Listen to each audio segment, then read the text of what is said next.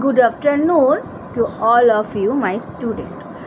আজকে বাংলা সাহিত্যের ইতিহাস থেকে বৈষ্ণব পদাবলীর ওপরে গৌরাঙ্গ বিষয়ক পদ ও গৌরচন্দ্রিকার ওপর আলোচনা করতে চলেছি। যেমন ষোড়শ শতাব্দীতে শ্রী গৌরাঙ্গের আবির্ভাব পদাবলী সাহিত্যের ইতিহাসে যুগান্তর এক ঘটনা। রাধা কৃষ্ণ লীলা নিয়ে যে পদগুলি এতদিন ধরে রচিত হয়েছিল তাতে শৃঙ্গার রসের সঙ্গে কবিদের ভক্তিভাবুকতাও ছিল কিছু পরিমাণে যুক্ত, কিন্তু শ্রী গৌরাঙ্গের আবির্ভাব এই প্রেমলীলার স্বরূপকে এবং ভক্তিভাবুকতাকে একেবারে প্রত্যক্ষ করে তুলল। ফলে পদাবলী সাহিত্য শুধু অজস্র সৃষ্টির প্লাবনে প্লাবিতই হলো না, সেই সঙ্গে এর মধ্যে নানা বৈচিত্র্যও দেখা দিল। এই বৈচিত্র্যরই একটি পর্যায়ে দেখা দিল স্বয়ং গৌরচন্দ্রকে নিয়েই পদ রচনার রীতি। গৌরাঙ্গের অন্তরঙ্গ এবং বহিরঙ্গ জীবনের যে কোনো প্রসঙ্গ নিয়েই রচিত পদ গৌরাঙ্গ বিষয়ক পদ নামে চিহ্নিত। এর মধ্যে আবার গৌরচন্দ্রিকা নামে যে বিশিষ্ট পদগুলিকে চিহ্নিত করা হয় সেগুলি সবই গৌরাঙ্গ বিষয়ক পদ, এই বিষয়ে সন্দেহ নেই, কিন্তু ব্যবহার বিশিষ্টতায় তারা স্বতন্ত্র। সব গৌরাঙ্গ বিষয়ক পদ রাধাকৃষ্ণ লীলার পালা কীর্তনের মুখবন্ধ হিসেবে গীত হওয়ার যোগ্য নয়। রাধাকৃষ্ণ লীলার সঙ্গে ভাবগত ও রসগত ঐক্য থাকলে তবেই তা গৌরচন্দ্রিকা হিসেবে গীত হয়, না থাকলে তা এই কাজের উপযুক্ত বিবেচিত হয় না। ষোড়শ শতাব্দীর শেষ ভাগে খেতুড়িতে নরোত্তম ঠাকুর যে কীর্তন মহোৎসবের আয়োজন করেছিলেন তারই অন্যতম ফল হলো এই গৌরচন্দ্রিকা। এই মহোৎসবে গীত গৌরচন্দ্রিকা পদের নির্দিষ্ট বিষয়বস্তুর ইঙ্গিত আছে নরহরি চক্রবর্তীর ভক্তি রত্নাকর গ্রন্থে। শ্রী রাধিকার ভাবে মগ্ন নদিয়ার চান্দ, সেই ভাবময় গীত রচনা সুছান্দ অর্থাৎ ভক্তি রত্নাকরে 10 নম্বর পরিচ্ছেদে আছে। খেতুড়ির মহোৎসবে ধ্রুপদ প্রভৃতি রাগ সঙ্গীতের ধারায় সূক্ষ্ম রসপর্যায় বা পালা বিভাগের সূচনা হয়। এরপর থেকে মহাজন ও কীর্তনিয়ারা রাধা কৃষ্ণ কথার বর্ণনা ও আস্বাদন করতে এবং ভক্তদের সেই আস্বাদ দান করতে কথামুখ হিসেবে গৌরচন্দ্রিকার আশ্রয় গ্রহণ করেছেন। গৌরচন্দ্রস্য ইয়ম অর্থাৎ গৌরচন্দ্রের এই লীলা হল গৌরচন্দ্রিকা। গৌরাঙ্গ হলেন কৃষ্ণের রাধাভাব দুটি সুবলিত মূর্তি, তার মধ্যে একই সঙ্গে রসরাজ কৃষ্ণ ও মহাভাবময়ী রাধার প্রকাশ। তিনি অন্তরে কৃষ্ণ, বাইরে গৌর, এই তত্ত্ব উপলব্ধি করেছিলেন নীলাচল পরিকর স্বরূপ রামানন্দ, এবং এই তত্ত্বকে প্রথমে বৃন্দাবনে গোস্বামীগণ এবং পরে সমস্ত ভক্ত মহাজনই সাদরে গ্রহণ করেছিলেন। নবদ্বীপ এবং নীলাচলে প্রকাশিত শ্রী গৌরাঙ্গের নানা ভাববিকারের মধ্যে কৃষ্ণ রাধার বৃন্দাবন লীলাকেই তাঁরা ভক্ত প্রাণের বিস্ময় নিয়ে নানাভাবে অনুভব করেছিলেন এবং পদ রচনার মাধ্যমে সেই লীলার ইতিহাস রক্ষা করতেও তাঁরা আগ্রহী ছিলেন। শ্রী গৌরাঙ্গকে যারা নিজের চোখে দেখেননি তারাও অন্যের দৃষ্টান্ত অনুসরণ করে গৌরচন্দ্রিকার ব্যবহার সম্পর্কে যত্নবান হয়ে উঠেছিলেন। ব্রজলীলার মতো নবদ্বীপ লীলাতেও শ্রী গৌরাঙ্গরূপী কৃষ্ণের দুটি অভিলাষ ছিল। প্রথমত হলো তিনি রাধাপ্রেমের আশ্চর্য স্বরূপ নিজে অনুভব করে বুঝতে পেরেছিলেন বা বুঝবেন। দ্বিতীয়ত হলো ব্রজলীলার প্রকৃত স্বরূপ ভক্তদের বুঝিয়ে দিয়ে নাম কীর্তনের মাধ্যমে নবপ্রেম ধর্মের দিকে সকলকে আকর্ষণ করবেন।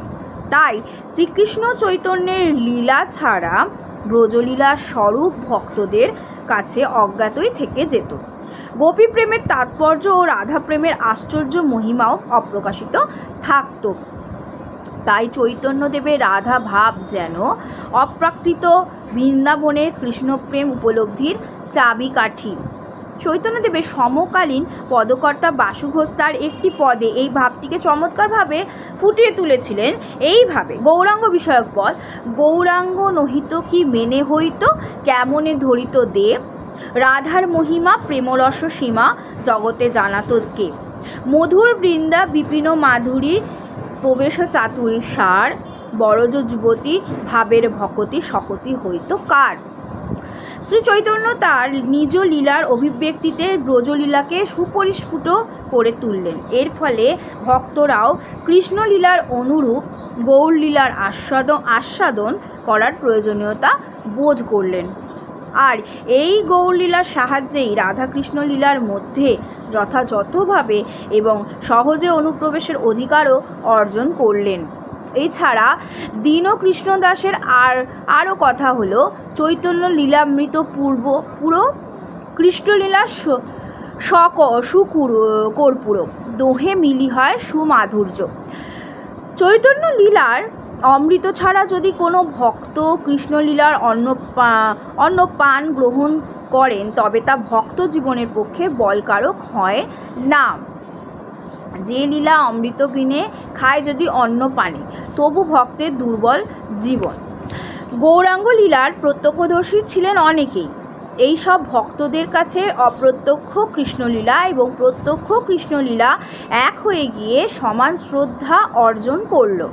গৌরলীলা যখন দুষ্ট এবং বর্ণিত হলো, দেখা গেল রাধার ভাব ব্যাকুলতার সঙ্গে তা সহজেই মিলে যাচ্ছে। সুতরাং বৃন্দাবন লীলার রসপিপাসুরা প্রথমে গৌরলীলার আস্বাদন করে তারই সাহায্যে রাধা প্রেমের নিগূঢ়তাকে অনুভব করার বাসনা পোষণ করতে লাগলেন। এই জন্য পালাবদ্ধ কীর্তনে রাধাকৃষ্ণ লীলার যে ভাবের, যে রসের পালা গাওয়া হবে, তার আগে গৌরাঙ্গের সেই ভাবের, সেই অবস্থার পদ কীর্তন করে প্রয়োজনগত ও রসগত ঔচিত্য রক্ষা করা যায়। যাই হোক, এইভাবে গৌরচন্দ্রিকা গাওয়ার ব্যবস্থাকেই তদুচিত গৌরচন্দ্রিকা বলা হয়। অন্যভাবে গৌরচন্দ্রিকার সাহায্যে রাধাকৃষ্ণ লীলার সূচনা হলে রাধাভাবের জীবন্ত বিগ্রহ শ্রী গৌরাঙ্গের প্রতি সম্মান ও কৃতজ্ঞতাও কিন্তু জানানো হয়। কিন্তু তাই বলে গৌরাঙ্গ লীলার প্রত্যক্ষদর্শী বা পরোক্ষদর্শী যারা তাকে নিয়ে পদ লিখেছেন, তাদের সব পদই গৌরচন্দ্রিকা হিসেবে গাওয়ার কিন্তু যোগ্য নয়। গৌরাঙ্গ লীলা নিয়ে লেখা অনেক পদই তার জীবনের বিশেষ বিশেষ ঘটনা নিয়ে রচিত হয়েছে। যেমন নবদ্বীপ লীলার কাজী প্রবোধ, জগাই মাধাই উদ্ধার, সন্ন্যাস গ্রহণ ও শচীদেবীর বেদনা, নবদ্বীপবাসীদের শোক ইত্যাদি। পদাবলীকারদের বর্ণনার গুণে এইসব বিষয়ও হৃদয়কে স্পর্শ করে। যখন গৌরলীলা নিয়ে পালাকীর্তন হয় সেই সময় এগুলি গাওয়া যেতে পারে, কিন্তু এগুলি শ্রী চৈতন্যের নিগূঢ় নিজ লীলারসের বর্ণনা নয়।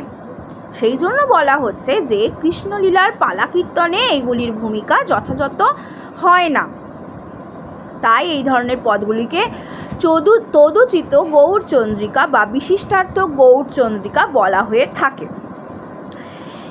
এই গেল আমাদের গৌরাঙ্গ বিষয়ক পদ সম্পর্কে কিছু আলোচনা। আরও কিছু আছে তথ্য যা আমি পরিবেশন করছি।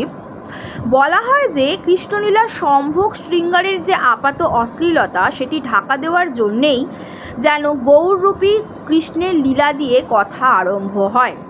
কিন্তু এই মত গ্রহণ করা যায় না, কারণ আমরা দেখেছি কৃষ্ণলীলার যেসব অংশ অশ্লীল নয়, সেই অংশগুলি নিয়ে রচিত পদের অবতারণাও গৌরচন্দ্রিকার ব্যবহার আছে। এছাড়া শাস্ত্রের নির্দেশ হল কামৈব গোপা রামানাং প্রেম ইত্যগমন প্রথম। রাধাকৃষ্ণের প্রণয় কথায় কামকথার প্রসঙ্গ থাকলেও তা প্রেম বলেই বিবেচিত। সুতরাং আপাত অশ্লীলতাকে আবৃত করার অন্যতম কৌশল হিসেবে গৌরচন্দ্রিকার ব্যাখ্যা কোনো মতেই গ্রহণযোগ্য নয়। বৈষ্ণব শাস্ত্র একে সমর্থন করে না। আসলে বৈষ্ণবীয় পরিভাষায় লীলা শব্দের অর্থ হলো ঈশ্বরের মানব রূপ এবং মানব স্বভাব অবলম্বন করে মানব স্বভাব অবলম্বন করেই হয়ে ওঠে আত্মপ্রকাশ। এই লীলাতে ঈশ্বরের অসীম আগ্রহ। এর ফলে ভক্তদের সুখ সম্পাদন এবং সাধারণ মানুষকে রাগ ধর্ম পথে আনাও সম্ভব হয়। বৈষ্ণব মহাজনদের লীলা সুখ বলে অভিহিত করা হয়। সুখ পাখির দৃষ্ট বস্তুকে বাড়িয়ে বলার ক্ষমতা নেই, তেমনি বৈষ্ণব মহাজনরাও নিজস্ব অনুভবে কৃষ্ণলীলা যেমন দর্শন করেন, গানেও তা একেবারে একইভাবে প্রকাশ করেন। গৌড়ীয় বৈষ্ণব মহাজনেরা এই রাধাকৃষ্ণ লীলা শ্রী গৌরাঙ্গের একই দেহে প্রত্যক্ষ করেছিলেন। ষোড়শ শতাব্দীতে যারা শ্রী গৌরাঙ্গকে প্রত্যক্ষভাবে দেখেননি, তাদেরও প্রত্যক্ষদর্শীদের কাছ থেকে এই দিব্যলীলা দর্শনের অভিজ্ঞতা শোনার সৌভাগ্য হয়েছিল। এরই সঙ্গে ভক্তপ্রাণের কল্পনা মিশিয়ে এরা সেই লীলা সম্পূর্ণভাবে অনুভব করতে পেরেছিলেন। তাদের কল্পনা নেত্রে এই দর্শনও যে কতখানি বাস্তব তার পরিচয় পাওয়া যায় গোবিন্দ দাস, রাধামোহন প্রমুখ পদকর্তাদের সৃষ্টিতে। আজকে আলোচনা এই পর্যন্তই। ভিডিও ভালো লেগে থাকলে চ্যানেল সাবস্ক্রাইব করে বেল আইকন দিয়ে দিও এবং অবশ্যই বন্ধুদের সাথে লাইক করার পর শেয়ার করো এবং কমেন্ট বক্সে জানিও তোমাদের কেমন লাগছে। আজকে এই পর্যন্তই, ধন্যবাদ।